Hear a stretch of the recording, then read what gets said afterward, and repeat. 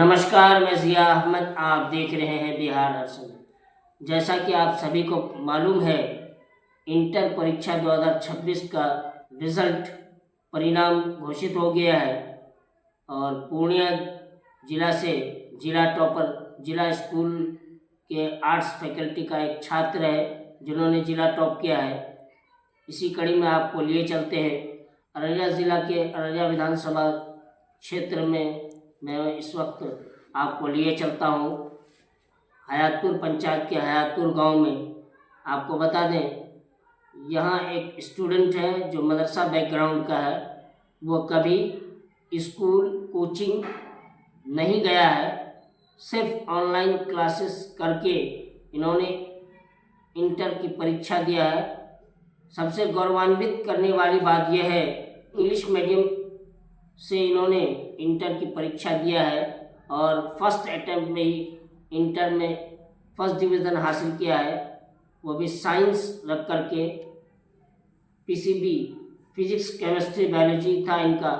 इस फैकल्टी में इन्होंने फर्स्ट डिवीज़न हासिल किया है। आश्चर्य की बात है। कहते हैं बच्चे अगर मेहनती हो, लगनशील हो तो कुछ भी हासिल कर सकते हैं। Labour never goes in when, मेहनत कभी रायगा नहीं होती। कभी रहीम का दोहा वो याद आता है, करत करत अभ्यास ते जन्मती हो सुजान, रसरी आवत जात ते सिर परत परत निशान। आप यदि लगातार परिश्रम करते रहेंगे, एक दिन आपको कामयाबी ज़रूर मिलेगी। स्टूडेंट ये मिला अब मुझे, जो कड़ी मेहनत के बाद इन्होंने फर्स्ट अटेम्प्ट में ही साइंस से फर्स्ट डिवीज़न हासिल किया। नहीं तेरा नशेमन कसर सुल्तानी की गुंबद पर, तो शाही है बसेरा कर पहाड़ों की चट्टानों में। चलिए इसी कड़ी को आगे बढ़ाते हैं। हम सीधे रूबरू होते हैं उस छात्र से, उस स्टूडेंट से जिन्होंने इंटर में फर्स्ट डिवीज़न हासिल किया है और मदरसा बैकग्राउंड से फर्स्ट डिवीज़न हासिल किया है इंटर साइंस से। आइए सीधे रूबरू करते हैं। सबसे पहले तो बिहार हर समय हमारे न्यूज़ चैनल में आपका स्वागत है। मैं आपका बहुत बहुत शुक्रिया अदा करता हूँ कि आप मेरा परिचय करा रहे हैं यूट्यूब पर, अपने चैनल पर। जी सबसे पहले तो आपसे मैं ये जानना चाहूँगा, हमारे दर्शक ये जानना चाहेंगे, आप अपने बेसिक एजुकेशन कहाँ से हासिल किया और इंटर देने का और इंटर परीक्षा देने का जहन आपका, इस मिजाज कैसे बना आपका? मेरा जहन तो बचपन से था कि मैं स्कूल बैकग्राउंड में जाऊँ, क्योंकि अक्सर लोगों की गलत फहमी होती है कि मदरसे के बच्चे स्कूल में कुछ नहीं कर सकते। तो मैंने बचपन में ठान लिया था कि ऐसा कुछ करना है ताकि लोगों के मुंह बंद हो जाए। तो मैंने जब हाफिज़ मुकम्मल की, उसके बाद आज मैंने मुकम्मल किया मैंने 2023 में। उसके बाद मेरे दिमाग में आया कि मैं गवर्नमेंट स्कूल में एडमिशन ले लेता हूँ। उसके बाद मैंने पीसीबी रखा, यानी फिजिक्स, केमिस्ट्री, बायो।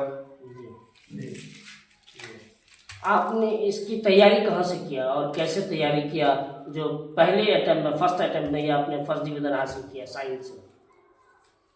मैंने इसकी तैयारी ऑनलाइन की, मैंने कभी ऑफलाइन कोचिंग नहीं की। यहाँ तक कि मैं कहता हूँ कि ऑफलाइन में मैंने कभी मुंह तक नहीं देखा। यानी क्लास वास कोई कोचिंग स्कूल गए थे आप? नहीं, कभी नहीं। मैं कभी ना कोई स्कूल गया ना कोई ऑफलाइन कोचिंग। मैं 11th भी ऑनलाइन किया था और 12th भी ऑनलाइन किया है। और आपका जो प्लेटफॉर्म क्या रहा, कौन सा प्लेटफॉर्म था कोचिंग का, कौन सा प्लेटफॉर्म था ऑनलाइन का, जिसमें आप उस प्लेटफॉर्म पे आपको पूरी तरह से समझ में आया और जिससे फर्स्ट अटेम्प्ट में आपने अटेम्प्ट किया? मेरा पढ़ाई जो प्लेटफॉर्म था वो PW था, यानी फिजिक्स वाला। फैकल्टी के जो थे उनके नाम बताएंगे आप? फैकल्टी में थे जो फिजिक्स के थे, MR सर थे। जो 11th में थे फिजिक्स के, वो सिद्धार्थ सर थे। और इसी तरह केमिस्ट्री में सुधांशु सर, पंकज सर, ये सब थे। और बायोलॉजी के कौन से टीचर फैकल्टी थे? जी, बायोलॉजी के मैम थी। मैम जी मैम का भी परिचय कराया? मैम के नाम था अनुष्का मैम। अनुष्का मैम थी। जी। तो आप जो ऑनलाइन क्लासेस करते थे, फिर आप को शुरू में कोई परेशानी या दुश्वारी होती होगी? हाँ, शुरू में दुश्वारी हुई पढ़ने में, ऐसी बात नहीं, क्योंकि मैंने साइंस रखा, उसके बाद मैंने इंग्लिश मीडियम रखा जी। मैंने लैंग्वेज में इंग्लिश मीडियम रखा, हिंदी नहीं रखा मैंने जी। तो इसलिए फिर डिफ़िकल्टी हुई इसमें, लेकिन आहिस्ता आहिस्ता मेहनत करते करते इसमें सुधार पैदा हो गया। जी। तो आप हमारे दर्शकों को और अभी न्यू जनरेशन के स्टूडेंट को जो इस फील्ड में नहीं आ रहे हैं और अपने पढ़ाई से दूर जा रहे हैं और पढ़ना नहीं चाह रहे हैं, वैसे स्टूडेंट के लिए क्या आपका सबक होगा?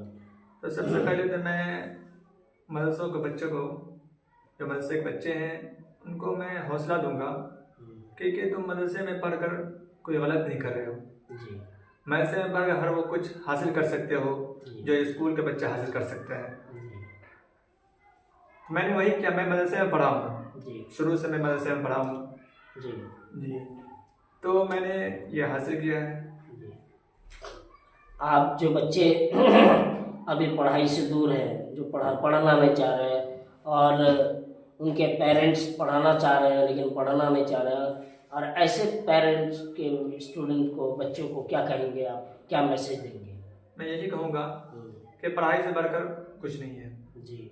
अगर पढ़ाई बेहतरीन करे रहोगे तो पैसे अच्छे कमाओगे। जब पैसे अच्छे कमाओगे, ज़िंदगी लाइफ अच्छी गुजरेगी। जी। अपना शौक पूरा कर सकोगे। जी।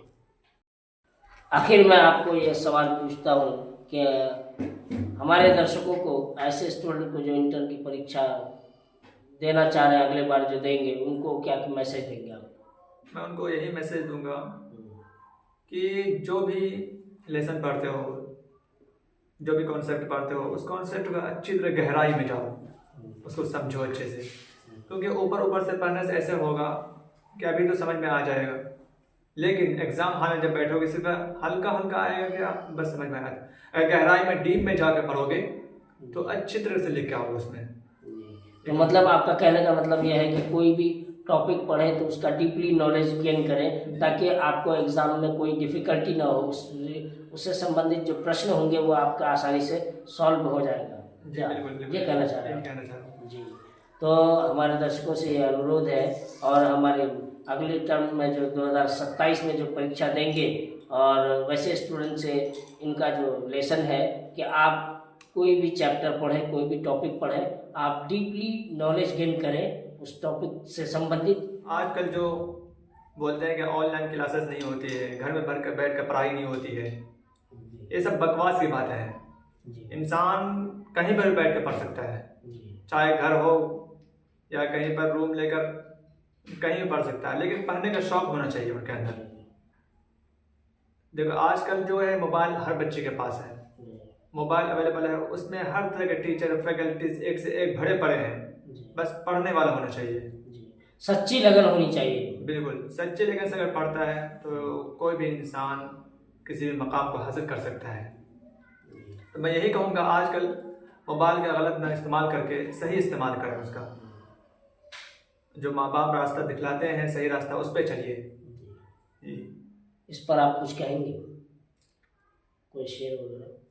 इस पर शेर क्या कहूँ, ये अल्लामा इकबाल का शेर याद आता मुझे कि मंजिल से आगे बढ़कर मंजिल तलाश कर, मिल जाए तुझको दरिया तो समंदर तलाश कर, हर शीशा टूट जाता है पत्थर की चोट से, और पत्थर ही टूट जाए वो शीशा तलाश कर। कीमती शेर उन्होंने पढ़ा है। हाँ, वो शीशा तलाश कर जिससे पत्थर ही टूट जाए, जबकि पत्थर से शीशा टूटता है, लेकिन यहाँ ये कह रहे हैं वो शीशा तलाश कर जिससे पत्थर ही टूट जाए। तो यानी सच्ची लगन आपके साथ अगर होगी, आप अगर सच्ची लगन से आप अपनी पढ़ाई की तरफ फोकस करेंगे तो आपको कामयाबी कदम चूमेगी। ये थे हमारे साथ इंटर के स्टूडेंट रज़ी फैज़ी। आप सभी दर्शकों से अनुरोध है, आग्रह है, गुजारिश है कि आप हमारे न्यूज़ चैनल बिहार हर समय को ज़्यादा से ज़्यादा सब्सक्राइब करें, लाइक करें, और अपने सुझाव देना हो तो कृपया कमेंट करके सुझाव दें। आपके सुझाव को हम तहे दिल से अमल करेंगे। और आपसे और भी एक रिक्वेस्ट है कि हमारा फेसबुक पेज है, ज़िया अहमद के नाम से फेसबुक पेज है, इसको फॉलो करना ना भूलें। आपका धन्यवाद। जय हिंद, जय भारत।